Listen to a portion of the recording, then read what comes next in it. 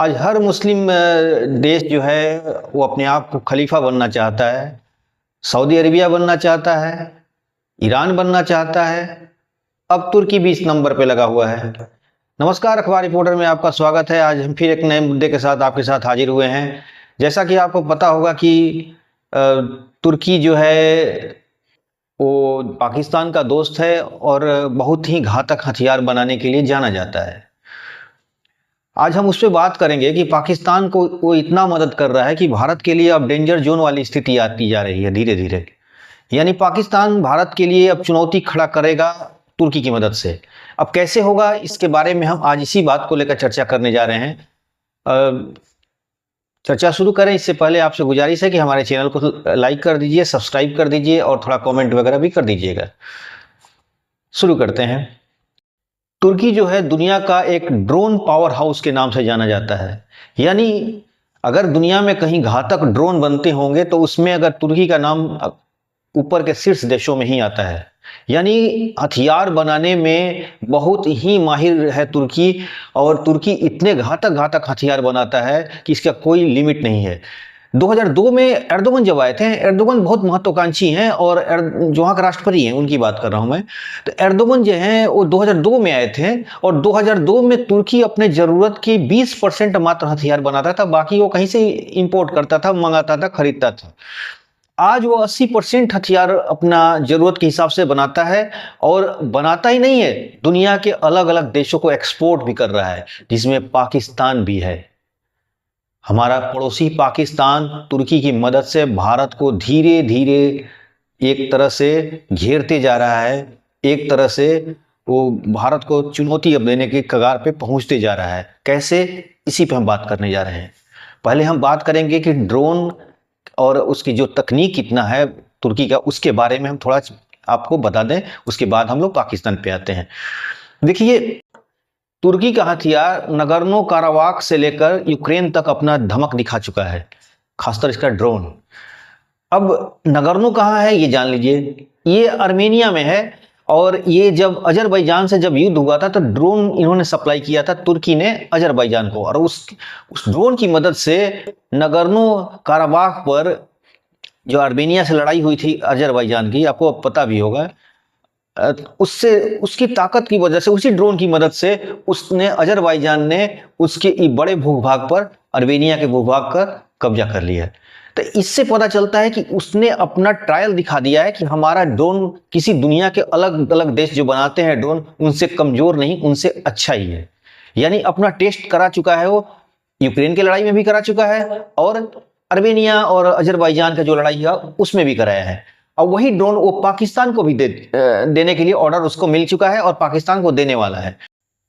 तुर्की आज ऐसा है कि आज अपने युद्धपोत खुद बना रहा है। वो उसके पास इतनी टेक्नोलॉजी डेवलप हो चुकी है कि वो अपना खुद का युद्धपोत तक बना रहा है। यानी वो अपनी शक्तियों का धमक से दुनिया को अब दिखा रहा है कि हम भी शक्तिशाली हैं, और खलीफा के बनने का जो होड़ है हमें लगा हुआ है, उसमें हम सबसे आगे हैं। तुर्की अब वर्ल्ड का खलीफा, वैसे तुर्की पहले भी खलीफा था। आपको पता होगा जब खिलाफत आंदोलन भारत में हुआ था तो तुर्की के वही खलीफा को हटाया गया था, और जो तुर्की का जो उनका एक साम्राज्य था बहुत बड़ा था। अगर हम लोग ओटोमन्स की बात करें तो ओटोमन्स, उसी को तुर्की आज बोलते हैं। वो तुर्की सीरिया से लेकर वहाँ पर ये अजरबैजान, ईरान, मतलब ये अफ्रीका से लेकर मध्य एशिया पूरा तुर्की के अंडर में आता था। वो बाद में धीरे धीरे साम्राज्य कमजोर हुआ और धीरे धीरे उसके बाद फर्स्ट वर्ल्ड वॉर में खिलाफत भी खत्म हो गया, यानी खलीफा पद भी खत्म हो गया। लेकिन फिर से वो अपनी पुराना रुतबा को पाना चाहता है, और इसके लिए वो हथियारों का सहारा ले रहा है, टेक्नोलॉजी का सहारा ले रहा है। उसका कान फाइटर जेट जो है वो इतना शक्तिशाली है, कहा जाता है, कुछ लोग उसका कहते हैं कि F-35 जो अमेरिका का है जेट जो है उसका वो कॉपी है, यानी उसका टेक्नोलॉजी को चोरी करके उन्होंने बनाया है। अब इसके पीछे क्या वजह है इतना नहीं मुझे पता, लेकिन उन्होंने कॉपी किया है या नहीं किया है, लेकिन इतना तय है कि ये बहुत ही घातक विमान है जो पाकिस्तान को देने के लिए जा रहा है। पाकिस्तान ने उसके साथ सौदा किया है और पाकिस्तान को वो जेट, जो उनका जो नया जेट है टेस्टिंग पीरियड में है, उसको पाकिस्तान को दे रहा है। इस तरह वो पाकिस्तान को मदद देकर भारत को घेर रहा है और भारत को चुनौती खड़ा करते जा रहा है। क्योंकि देखिए, वो मुसलमानों को, अपने जितने बड़े बड़े मुस्लिम लीडर हैं उनको अपनी तरफ से खींचना चाहता है, बड़े बड़े मुस्लिम देशों को अपनी तरफ खींचना चाहता है। उसे एक ही चीज की कमी है, वो है एटॉमिक हथियार। जिस दिन उसके पास एटॉमिक हथियार आ जाएगा तो उसे खलीफा बनने से कोई नहीं रोक सकता है। और पाकिस्तान के पास चूंकि एटॉमिक हथियार है और पाकिस्तान के साथ इसका डीलिंग इसी को लेकर चल रही है, ये ऐसा आरोप लगाया जा रहा है अलग अलग एजेंसियों के द्वारा। एक वायर कतार TB2 इनका एक ड्रोन है, बहुत ही घातक ड्रोन है। इतना घातक ड्रोन है कि इसका अभी तक इसका कार्ट जो है कोई अभी देश नहीं डेवलप कर पाया है। और ये जो इनकी कंपनी जो बना रही है, इनके दामाद, एर्दोगन के जो दामाद हैं सेल्जुक वायर कतार, उनके उन्हीं कंपनी ये जो बना रही है ये ड्रोन। और ये ड्रोन बहुत ही घातक ड्रोन है और ये ड्रोन भी पाकिस्तान के साथ डील होने के कगार पर है। आपने वो हथियार को सुना ही होगा, जिगना पिस्टल्स, जिससे अतीक अहमद को मारा गया था, या अलग अलग भारत के गैंगस्टर जो लोग हैं, ये बिश्नोई वगैरह, उनको वो भी सुनने में आता है कि हथियार ये रखते हैं ये लोग। इस तरह का पिस्टल बहुत महंगा और बहुत घातक पिस्टल होता है और इसका कोई मुकाबला नहीं है। दुनिया के बेस्ट अगर पिस्टल की बात किया तो जिगना भी आता है, और जिगना तुर्की की ही कंपनी बनाती है। टिसार ट्रेबजेंस आर्म कॉर्प्स कंपनी बनाती है जो उसकी, और ये बहुत ही घातक पिस्टल है। और इस पिस्टल का मुकाबला दुनिया में अगर 10-12 पिस्टलों को जोड़ दिया जाए तो उसमें इसका नाम आता है, यानी इतना घातक पिस्टल है। और ये कंपनी भी तुर्की की कंपनी बनाती है। तो इसलिए तुर्की हथियारों के मामले में बहुत आगे निकल गया है और तुर्की एक तरह से देखा जाए तो भारत को चुनौती देने के कगार में पहुंच गया, पाकिस्तान को आगे करके। तुर्की अलकायदा को भी हथियार सप्लाई करता था, अजरबैजान को भी करता था। जैसे अभी मैंने बताया आपको, जब अर्मेनिया की लड़ाई चल रही थी तो वो अजरबैजान को भी अपना हथियार सप्लाई किया।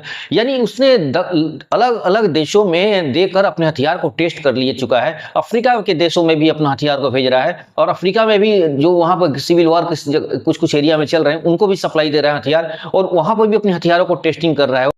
अफ्रीका के बहुत सारे राइवल्स गुट हैं जो उनके ड्रोन्स को यूज कर रहे हैं, वहाँ की गवर्नमेंट्स भी यूज कर रही है राइवल के खिलाफ वो ड्रोन का यूज कर रही है। उनका धमक से वो लोग भी समझ चुके हैं कि ये ड्रोन बहुत ही कारगर है। तो ये कहना कि तुर्की आज ड्रोन का एक पावर हाउस बन चुका है, तो ये कोई गलत नहीं है।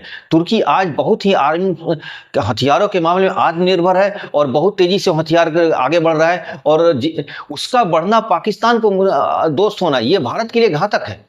ये एकदम तय है कि भारत के लिए आने वाले समय में तुर्की और पाकिस्तान और चाइना तो है ही है, ये तीनों अगर गुट अगर तैयार हो जाती है तो भारत के लिए एक बहुत ही चुनौती मिलनी है, एकदम तय है। और भारत को इसलिए पहले से तैयार रहना होगा। देखिए, कुर्दों के मामले में भारत को गंभीर हो जाना चाहिए। कुर्द जो हैं वो तुर्की से लेकर इराक, सीरिया वगैरह में फैले हुए हैं, और इनको अगर भारत को अगर आगे बढ़ना है, भारत को अगर शक्ति दिखानी है तो कुर्दों के क्षेत्र में जाना ही होगा और कुर्दों की मदद करनी ही होगी। यानी कुर्दों, अगर तुर्की कश्मीर के मामले में खुल के बोल सकता है और समर्थन कर सकता है पाकिस्तान को, तो हम कुर्दों के मामले में क्यों चुप रहे? हमें भी उनके कमजोर नसों को पकड़ना होगा, और जब तक ये नहीं करेगा भारत, तो भारत आगे घिरते जाएगा। इसलिए भारत अपनी नीतियों में थोड़ा बदलाव करे और कुर्दों के मामले में थोड़ी सी पहल करे, कुछ आगे बढ़े। तो इस तरह देखा जाए तो भारत को तुर्की पाकिस्तान की मदद से घेरते जा रहा है, और पाकिस्तान जो है तुर्की का मित्र है, सभी जानते हैं। कश्मीर का मुद्दा बार बार वो यूएन में उठाते रहते हैं और खुल के समर्थन में भी हैं, पाकिस्तान के समर्थन में कश्मीर को लेकर।